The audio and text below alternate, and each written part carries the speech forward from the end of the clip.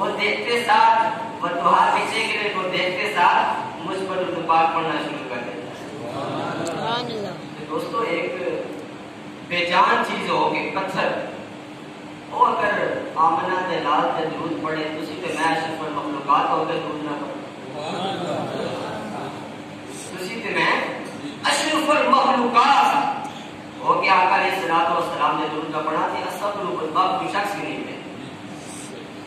حضرت سیدہ عائشہ صدیقہ رضی اللہ تعالیٰ عنہ آپ فرمائیے ایک مرتبہ آقا علیہ الصلوۃ والسلام آپ کے حجرے تشریف لے گئے ہیں. سیدہ عائشہ صدیقہ فرماتی ہیں جب آقا علیہ الصلوۃ والسلام میرے حجرے میں تشریف لائے آپ فرماتی ہیں کہ میں مشغول تھی کہ میری گمی ہوئی سوئی مل جائے. لڑائی لگی ہوئی تھی سحری کا وقت تھا. آپ فرماتی ہے میری گمی ہوئی سوئی مجھے نہیں مل رہی تھی. اتنے میں آمنہ کے لال گھر میں تشریف لائے. سیدہ عائشہ فرماتی ہیں آپ فرماتی ہیں آقا علیہ الصلوۃ والسلام جب میرے حجرہ مبارک میں تشریف لاتے ہیں سیدہ عائشہ فرماتی ہیں آقا علیہ الصلوۃ والسلام کا گھر میں آنا تھا. آقا علیہ الصلوۃ والسلام کے نور کی تجلیات کی اتنی برکت تھی سیدہ عائشہ فرماتی ہے آپ کے نور کی تجلیات کے صدقے سے خالق کائنات نے میری گفتگو کی وجہ سے عطا کر آقا علیہ الصلوۃ والسلام کی چہرے کی نور کی تجلیات کا یہ عالم تھا. سیدہ عائشہ فرماتی ہے کہ اتنی نور کی تجلیات تھی. آپ فرماتی ہیں آپ کی نور کی تجلیات کے صدقے سے مجھے کوئی سوئی نہیں ملی. جب یہ منظر سیدہ عائشہ صدیقہ رضی اللہ تعالیٰ نے دیکھا آپ فرمانے سرکار نے فرمایا ایسی عائشہ یہ میری نور کی تجلیات دیکھ رہی ہو. آپ نے فرمایا کہ یا رسول اللہ بالکل دیکھ رہی ہوں. فرمایا عائشہ ایک ایسا شخص ہے بروز قیامت جب نفسا نفسی کا عالم ہوگا باپ بیٹے سے بھاگ رہا ہوگا بیٹی ماں سے بھاگ رہی ہوگی نفسا نفسی کا عالم ہوگا.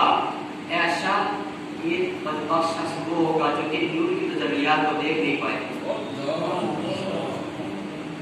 ان نور کی تجلیات کو دیکھ نہیں پائے گا. سیدہ عائشہ صدیقہ رضی اللہ تعالیٰ آپ نے فرمایا یا رسول اللہ وہ کون بدبخت شخص ہے نفس نفسی کا عالم ہوگا باپ بیٹے سے بھاگ رہا ہوگا بیٹی ماں سے بھاگ رہی نفس نفسی کا عالم ہوگا مرد قیامت.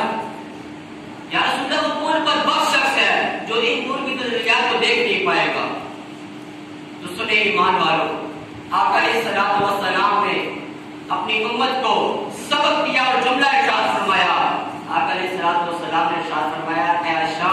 وہ بدبخت شخص ان نور کی تجلیات کو دیکھ نہیں پائے گا جس کے سامنے میرا ذکر ہو اور وہ مجھ پر درود پاک نہ پڑے.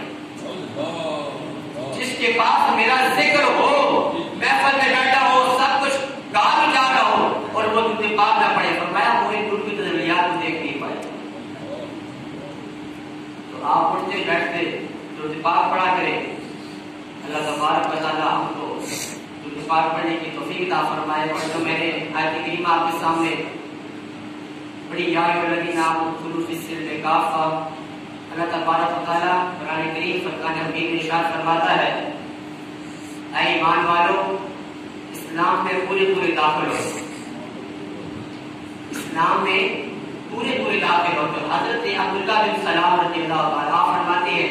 جب نیا اسلام آیا تو دیکھیے حضرت عبداللہ بن سلام یہودیوں کے بہت بڑے عالم تھے. یہودیوں کے بہت بڑے عالم تھے. آپ نے مناظرے کا چیلنج کیا آقا علیہ الصلوۃ والسلام اسلام قبول نہیں کیا تھا. جب آقا علیہ الصلوۃ والسلام کے لیے مواد تیار کرنے لگے بیٹھے جو باتیں کی گئی جب جانے لگے صبح ہوئی کہنے لگے میں نے مواد تیار کر لی ہے اب جب میں معاذ اللہ جا رہا ہوں محمد کی برگاہ میں. جب مواد تیار کیا یہودی خوش ہو گئے کہ ہمارے عبداللہ بن سلام بہت بڑے عالم دین ہیں یہ معاذ اللہ محمد کو ہرا کے آ جائیں گے. مگر دوستوں انہیں نہیں پتا تھا کہ کسی چہرے کو میرے چراغے گولڈا نے دیکھا تو کیا کہا چند بدا شاشانی ہے مدھے چم کے دلاٹ نورانی ہے کالی زلفت اک مستانی ہے. پھر یہ نہیں آ گیا کہ بہت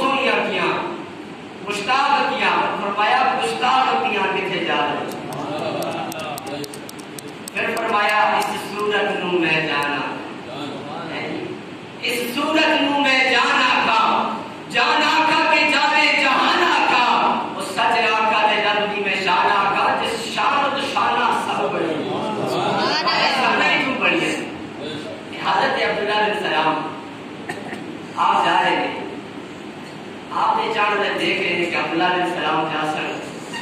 میری گل بڑی سارے نگران سارے بڑے عالم دین دوستوں انہیں ایک اچھی گل نہیں بنے جس طرح حضرت عبداللہ بن سلام اپنے حجرے سے نکلے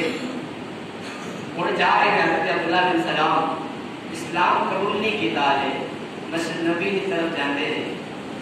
دوستوں ہم سبحان اللہ نے توڑا کے جس مسجد نبی کے اندر جانے تے گیٹ کے اندر ہی کھاتے گیٹ کے اندر کھڑے ہو گئے مسجد نبی کے آقا علیہ الصلوۃ والسلام صحابہ نے جمعہ سے بیٹھے ہیں صحابہ کرام نو واز فرما رہے ہیں دوستان محترم حضرت عبداللہ بن سلام گیٹ دے کھلو کے آقا علیہ الصلوۃ والسلام دے فتوحات دے چہرے کو ٹکٹکی لگا رہے ہیں یہودی دیکھ رہے کہ ساڈا عالم جاسی